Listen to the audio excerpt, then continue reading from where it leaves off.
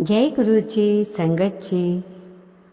आज मैं तुम्हें बताने वाला हूँ ये बात मैंने पहले कभी किसी को नहीं बताई। सालों से ये बात मेरे दिल में थी। कई बार सोचा बताऊँ या नहीं, लेकिन आज गुरु जी ने मन ही मन में कहा अब वक्त आ ही गया है। अब ये कोई साधारण बात तो नहीं है। ये उस माँ की कहानी है जो पूरी तरह टूट चुकी है, जिसने रात को तकिए में मुंह छुपाकर रोना सीख लिया, जिसने सोच लिया शायद मेरे नसीब में खुशी नहीं, जिसने एक ही रात में गुरुजी से कहा अब और नहीं झेल सकती, और फिर अगले 24 घंटों में उसके घर में कुछ ऐसा हुआ जो उसने सपने में भी नहीं सोचा था। संगत जी, मंत्र जाप आप भी बोलिएगा। ओम नमः शिवाय, शिव जी सदा सहाय। ओम नमः शिवाय, मेरे प्यारे गुरु जी सदा सहाय। गुरु जी के चरणों में कोटि कोटि नमन। गुरु चरण दुख हरण, गुरु चरण दुख हरण। इससे पहले जो गुरु जी के चरणों में लाइक सब्सक्राइब समर्पित करे, उसके घर में सुख समृद्धि की कभी कमी ना करें हमारे प्यारे गुरु जी। उन्हें भरपूर दें गुरु महाराज, उनकी हर इच्छा को पूर्ण करें। संगत जी, उस माँ का नाम था कमलेश। कमलेश जी लुधियाना के पास एक छोटे से गांव में रहती थी। नाम था उस कस्बे का खन्ना। पति सरकारी नौकरी में थे, 3 बच्चे थे। घर में कोई बड़ी तकलीफ नहीं थी। बाहर से देखो तो सब बहुत अच्छा लगता था, लेकिन एक तो दर्द था उसके सीने में, सालों से दबा भरा हुआ था। उसकी सबसे बड़ी बेटी रिया उस वक्त 18 साल की। रिया पिछले 2 सालों से बीमार थी। बीमारी ऐसी जो दिखती नहीं थी। बाहर से देखो तो लगता था ठीक है, अंदर से वो रोज़ कमज़ोर होती जा रही थी। खाना नहीं खाती, सोती रहती, बात कम करती, आंखों में एक अजीब सा खालीपन। लुधियाना के 3 बड़े डॉक्टर हो चुके थे। चंडीगढ़ पीजीआई में उन्हें दिखाया। सब ने अलग अलग बात कही। कोई बोला डिप्रेशन है, कोई बोला खून की कमी है, कोई बोला थायराइड है। दवाइयाँ चलती रही, लेकिन रिया ठीक नहीं हो रही थी। कमलेश जी जो रात सोने से पहले रोती थी, लेकिन अकेले बाथरूम में जाकर नल चला देती ताकि आवाज़ ना आए, और वहाँ बैठकर रोती। वो सोचती थी मैंने ऐसा क्या किया जो मेरी बच्ची को ये तकलीफ़ है। संगत जी, ये दर्द क्या होता है ये वही माँ जानती है जिसने ये सब झेला होता है। जब तुम्हारा बच्चा तुम्हारी आंखों के सामने मुरझाता जाए और तुम कुछ कर ना पाओ, कुछ भी नहीं। लेकिन संगत जी, एक और दर्द था जो कमलेश जी किसी को नहीं बता पाती थी। वो दर्द ये था, वो गुरु जी की संगत थी। रोज़ सत्संग सुनती, रोज़ अरदास करती, फिर भी रिया ठीक नहीं हो रही थी। धीरे धीरे उनके मन में एक सवाल आने लगा। वो सवाल जो कभी रोज़ से नहीं बोल पाती। क्या गुरुजी मेरी बात सुन रहे हैं? संगत जी, ये सवाल उसके दिल में था, और इसी सवाल की वजह से वो अंदर से और टूटती जा रही थी, क्योंकि एक तरफ गुरुजी पे भरोसा था, दूसरी तरफ रिया रोज़ कमज़ोर हो रही थी। ये दोनों बातें एक साथ कैसे सच हो सकती हैं? एक रात, और ये बात मैं आपको बिल्कुल सच बता रहा हूँ, कमलेश जी बाथरूम में बैठी थी। रात के करीब 2 पौने 2 बज रहे थे। उस रात उसके मन में जो सवाल आया वह जोर से आया। उन्होंने मन में गुरुजी से कहा, गुरुजी मैं 2 साल से अरदास कर रही हूँ, रोज़ सत्संग सुनती हूँ, रोज़ आपके सामने बैठती हूँ, लेकिन रिया ठीक नहीं हो पा रही। क्या आप सुन रहे हैं मुझे? क्या ये मेरी अरदास आप तक पहुँच रही है? फिर पहली बार उन्होंने दो वो बात बोली जो 2 साल से अंदर दबी थी। उन्होंने कहा, गुरुजी, मैं थक गई हूँ, इतनी थक गई हूँ कि अब उठने की हिम्मत भी नहीं। मुझे नहीं पता मैंने क्या गलत किया, मुझे नहीं पता मेरी बच्ची को ये क्यों हो रहा है। कभी मन में आता कि शायद आप सुन रहे या नहीं सुन रहे, शायद मेरे नसीब में यही है। गुरुजी, मैं अब और नहीं झेल सकती, मैं आपके सामने हूँ, अब आप जानो। और फिर वो चुप हो गई। कोई और अरदास नहीं, कोई और मांग नहीं, बस गुरुजी आप ही जाने।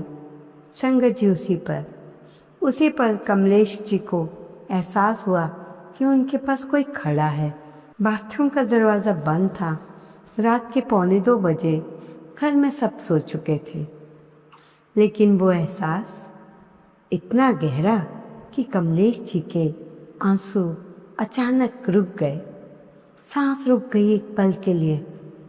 उनके मन में बिल्कुल साफ एक आवाज़ आई, घबरा मत, अगले 24 घंटे में देख। संगत जी, कमलेश जी ने मुझे बताया, उस पल उनके पूरे शरीर में एक अजीब सी गर्मी आई, जैसे कोई हाथ रख दिया हो कंधे पर किसी ने। और वो डर जो 2 साल से उनके सीने में बैठा था, वो एक पल में हल्का हो गया। वो उस रात को सो नहीं पाई। सुबह उठी, चाय बनाई, बस इंतज़ार करने लगी। उन्हें खुद नहीं पता था कि किस बात का इंतज़ार, लेकिन अंदर से एक अजीब सी शांति थी जो 2 साल में कभी नहीं थी। संगत जी, सुबह के 9:20 हो गए थे। कमलेश जी रसोई में थी। उनका फ़ोन बजा। नंबर अनजान था। उन्होंने उठाया। दूसरी तरफ से एक बुजुर्ग औरत की आवाज़ आई, कांपती हुई। उसने कहा, बेटी, क्या तू कमलेश है? खन्ने वाली कमलेश? कमलेश जी ने कहा, हाँ जी, मैं। लेकिन आप कौन? उस औरत ने कहा, बेटी, मेरा नाम सुरजीत है, मैं खन्ने में ही रहती हूँ, सेक्टर 4 में, लेकिन हम कभी मिले नहीं। बेटी, कल रात मेरे सपने में गुरुजी आए। उन्होंने मुझे तेरा नाम लिया, तेरे घर का पता बताया और कहा, उस बच्ची के घर जा, उसे बता चमत्कार होने वाला है, जा, अभी जा। संगत जी, कमलेश जी हाथ जोड़कर और हाथ से फ़ोन लगभग फिर गिर गया और दीवार से टिक गई। टांगें कांप रही थी। वो सोच रही थी, ये कैसे हो सकता है? ये औरत मुझे जानती भी नहीं, इसे मेरा नाम भी नहीं पता। खन्ने में इतने लोग रहते हैं, गुरुजी ने मेरे पास क्यों भेजा? फिर उन्हें याद आई रात की वो आवाज़, घबरा मत, अगले 24 घंटे में दे। संगत जी, सुरजीत आंटी 1 घंटे बाद कमलेश जी के घर आई। वो गुरुजी की पुरानी संगत थी। उन्होंने रिया जी को देखा, उसके पास बैठ गई, उसका हाथ थाम लिया, बस इतना बोली, बेटी, गुरुजी तेरे साथ हैं। रिया की आंखें भर आई। उसने कुछ नहीं बोला, लेकिन कमलेश जी ने देखा रिया की आंखों में खालीपन जो 2 साल से था वो थोड़ा कम हो गया। उसी दोपहर के करीब 1 बजे रिया खुद उठी। 2 साल में पहली बार खुद उठकर रसोई में आई और बोली, माँ, भूख लगी है। संगत जी, कमलेश जी वहीं बैठ गई, रोने लगी। आवाज़ नहीं निकल रही थी, बस आंसू थे। 2 साल में पहली बार बच्ची ने खुद से कहा, भूख लगी है माँ। लेकिन संगत जी, अभी चमत्कार पूरा भी नहीं हुआ था। शाम के 5 बजे कमलेश जी को फिर फ़ोन आया, पीजीआई चंडीगढ़ से डॉक्टर मेहता का। उन्होंने कहा, कमलेश जी, हमने पिछले हफ्ते रिया का एक नया टेस्ट किया था, रिपोर्ट अभी आई है। मुझे खुद समझ नहीं आ रहा, लेकिन जो पिछली रिपोर्ट में था वो इसमें नहीं है। सब कुछ नॉर्मल आया है, बिल्कुल नॉर्मल। कमलेश जी चुप रही। बोलिए जय गुरु जी। डॉक्टर ने फिर कहा, कमलेश जी आप सुन रही हैं, रिया ठीक है। संगत जी 2 साल 703 दिन और 24 घंटे में गुरुजी ने सब बदल दिया। कमलेश जी उस रात गुरुजी के सामने बैठकर रोई, लेकिन इस बार गुरुजी दर्द के नहीं, इस बार आंसू शुक्राने के थे। शुक्राना गुरुजी, लख लख शुक्राना। अब संगत जी की एक बात, इस कहानी में मैंने इसलिए ये नहीं बताया कि तुम चौंको, मैंने इसलिए बताई क्योंकि इस कहानी में एक राज छुपा है, एक ऐसा राज जो शायद तुम अभी तक नहीं जानते। तो वो राज क्या है? कमलेश जी ने मुझे बाद में बताया, उस रात बाथरूम में जाने से पहले उन्होंने एक काम किया था। उन्होंने गुरुजी का एक पुराना सत्संग सुना। उस सत्संग में गुरुजी ने एक बात कही थी। गुरुजी ने कहा था, जो मेरे पास खाली हाथ आता है मैं उसका भर कर भेजता हूँ। संगत जी खाली हाथ? कमलेश जी उस रात वही किया। उन्होंने अपनी सारी मांगे छोड़ दी, सारा डर छोड़ दिया, सारी उम्मीदें छोड़ दी। वो शक भी बोला जो 2 साल से मन में था, गुस्सा भी बोला जो दबा हुआ था, वो सवाल भी बोला जो कभी जोर से नहीं बोल पाई थी। बस एक काम किया, गुरुजी के सामने सच बोला। संगत जी हम अक्सर क्या करते हैं, जब तकलीफ़ होती है तो गुरुजी के सामने बैठते हैं, कहते हैं गुरुजी सब ठीक कर दो, गुरुजी ये दे दो, गुरुजी वो दे दो। लेकिन जो सच दिल में है वो नहीं बोलते, वो गुस्सा नहीं बोलते, जो अंदर है वो शक नहीं बोलते। कभी कभी आता भी है, वो सवाल ही नहीं बोलते जो मन में है, और गुरुजी का इंतज़ार करते रहते हैं।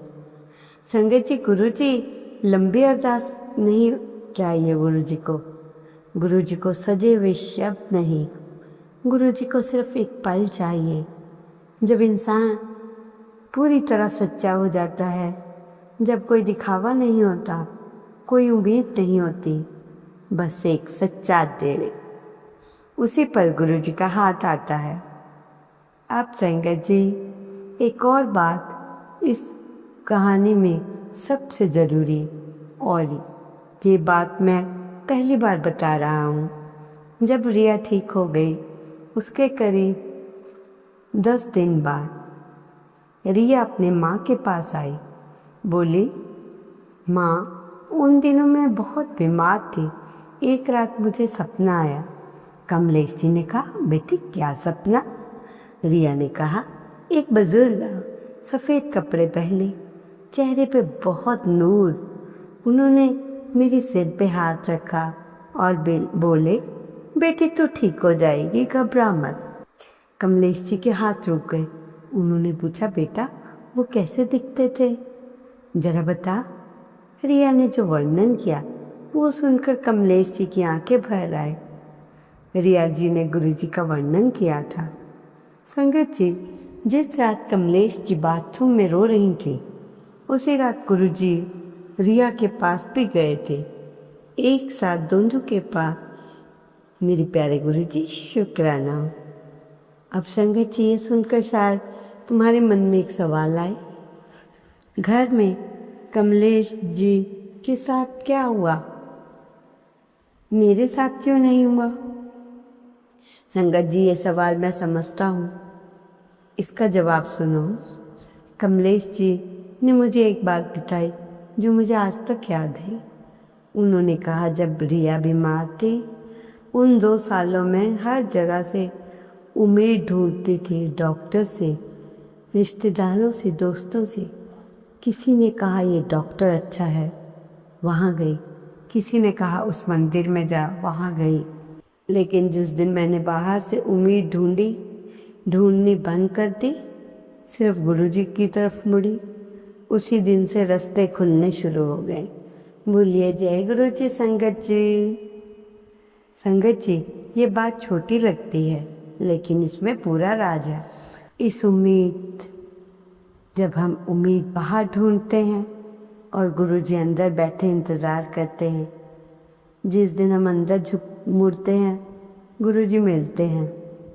जब गुरु जी मिलते हैं तो सब मिलता है। हम गुरु जी पे भरोसा करते हैं लेकिन साथ में ये भी सोचते रहते हैं होगा या नहीं, मेरे साथ होगा या नहीं, मैं इस लायक हूँ या नहीं, इतने दिन हो गए अभी तक क्यों नहीं हुआ।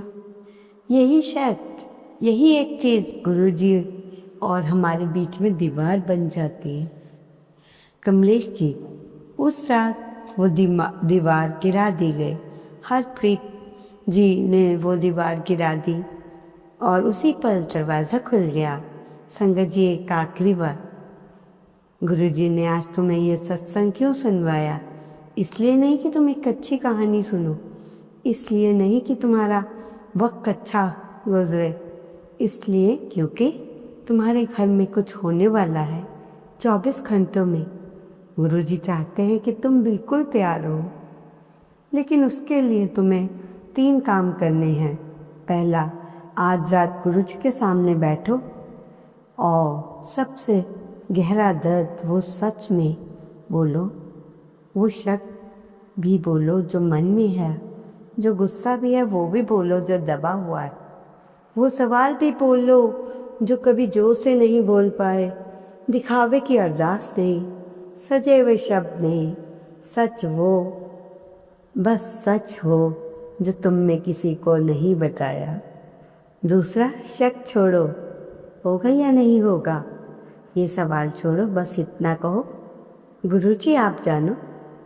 तीसरा, 24 घंटे ध्यान से देखो, कोई अनजान कॉल आए या पुराना इंसान या कोई आए, कोई छोटी सी बात जो सामान्य लगे, ये गुरुजी के इशारे होंगे, पहचानना। संगत जी, कमलेश जी बहुत खुश है, रिया बिल्कुल ठीक है, शादी हो गई उसकी, घर में खुशियां हैं और कमलेश जी मुझसे मिलती हैं, एक ही बात कहती है। उस रात मैंने गुरुजी की शक वाली बात बोली, मुझे डर था शायद गुरुजी नाराज़ ना हो जाए, लेकिन गुरुजी नाराज़ नहीं हुए, उन्होंने उसी पल हाथ थाम लिया। ओम नमः शिवाय, शिव जी सदा सहाय। ओम नमः शिवाय, गुरु जी सदा सहाय। जय गुरु जी, शुक्राना गुरु जी, अनंतम अनंत शुक्राना।